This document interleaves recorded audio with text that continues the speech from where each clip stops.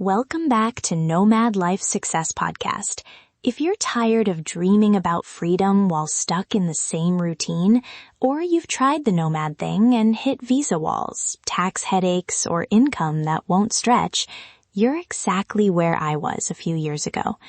Every week we cut through the hype and get straight to what works. Real strategies, visa-friendly countries, high-demand remote skills, and income blueprints that let ordinary people build extraordinary freedom. So settle in, grab whatever fuels you today, and let's keep building yours, one smart, doable step at a time. Quick hook.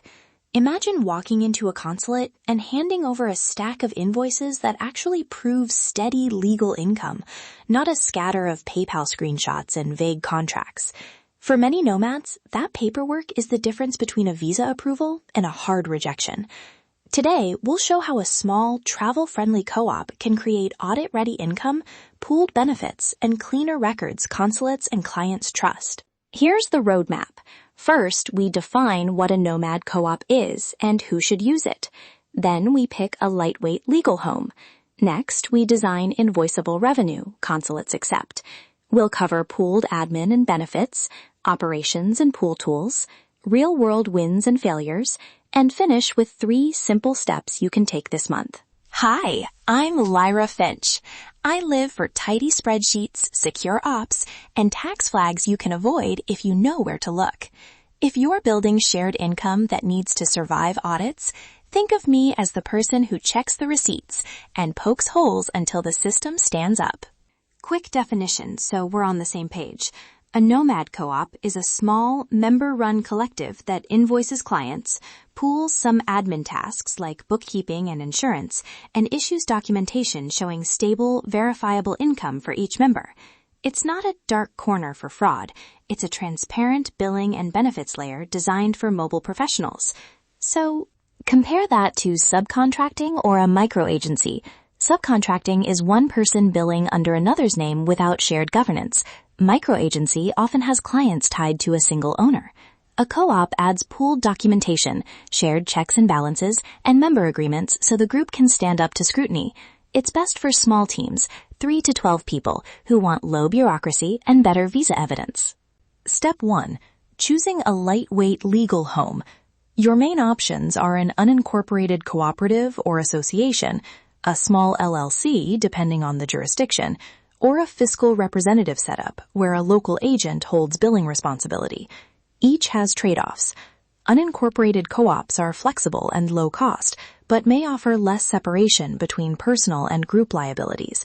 LLCs give clearer legal separation, but add filing and tax complexity. Country examples: Portugal and Spain have friendly small association pathways for community groups, but check residency triggers. Estonia and Georgia are often cited for low-cost registration and digital-friendly admin. But remember, taxes can still attach to members' tax residency.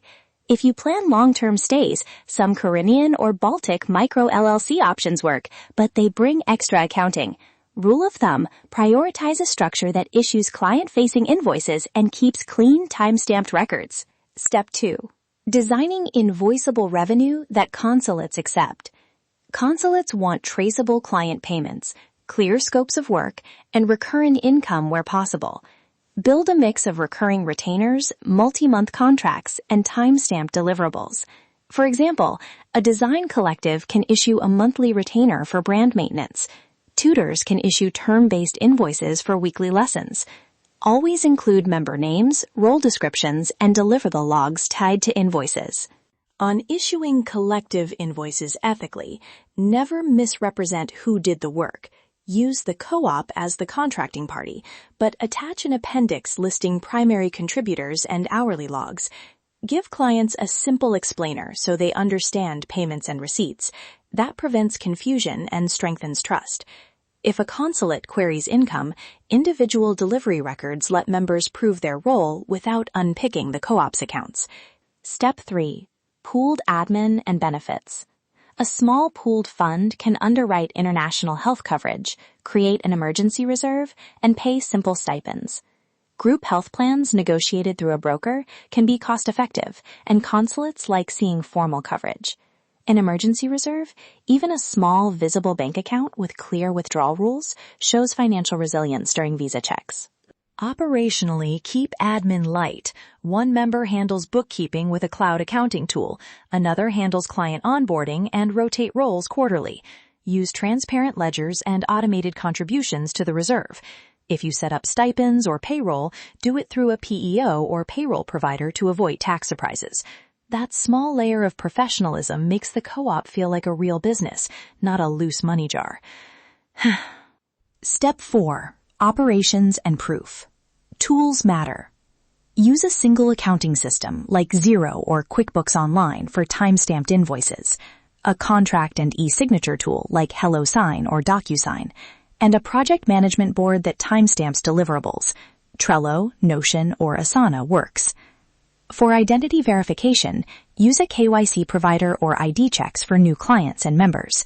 And don't forget cyber hygiene, two-factor auth, password managers, and role-based access to financial systems. Real-world anecdote incoming.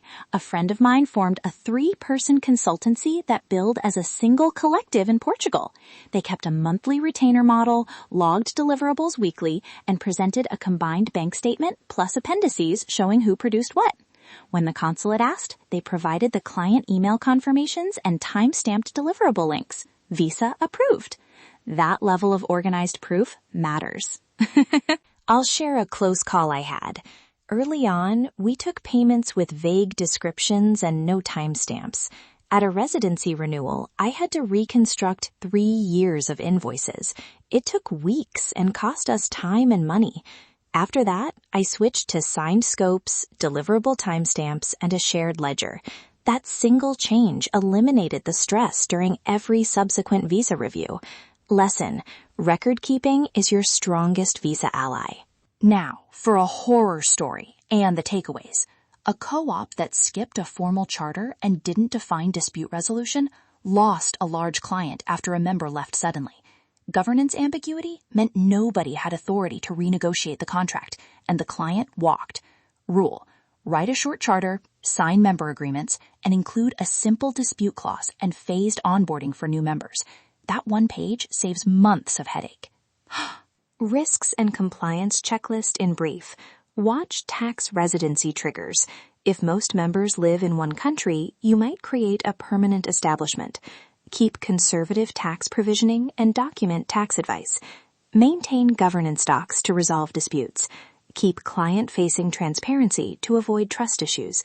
And when in doubt, get an initial consult with a cross-border business attorney. A short call can save a lot. Okay, 3 actionable next steps to launch a minimal viable co-op this month. 1. Pick your legal home and register a simple association or fiscal arrangement in a nominal jurisdiction. 2. Convert 2 of your existing clients to retainer models and issue the first collective invoices with appendices showing contributions. 3. Create the shared ledger, fund a small emergency reserve, and buy group health quotes. Measure success: consistent monthly invoices, timestamped deliverables, and a visible reserve balance. Before we close, simple rules of thumb to avoid the biggest pitfalls. Keep transparency with clients. Never misrepresent who did the work. Rotate admin roles to avoid single points of failure. And document tax conversations. Those 4 habits protect members, clients, and your visa chances. If you want templates, sample bylaws, client invoice appendices, and an operations checklist, we put those on nomadlifesuccess.com, along with the free Location-Independent 6-Figure Income ebook. Grab the ebook, use the templates, and if you're ready to go deeper, the Deluxe membership has 255+ courses that walk through registration, taxes, and client systems step by step. Visit nomadlifesuccess.com and download the free guide now. That's it for this episode of Nomad Life Success Podcast. Here's the truth I've learned the hard way. Freedom isn't about the perfect passport or the viral destination. It's about the income and skills that let you stay wherever you land. If any part of today resonated, whether it's visa options, cost of living hacks, remote freelancing moves, or just the reminder that you're not alone in this, thank you for spending this time with me. Your next move is simple. Go to nomadlifesuccess.com right now. Grab the free Location Independent 6-Figure Income ebook. It's the exact framework I wish I had starting out. And if you're ready to stop guessing and start scaling, the Deluxe membership is waiting with 255 plus courses, blueprints, and resources that turn dreams into monthly deposits. Subscribe so you never miss the next step. Drop a quick review if this helped, and I'll talk to you very soon. Your freedom is closer than it feels. Let's keep building it.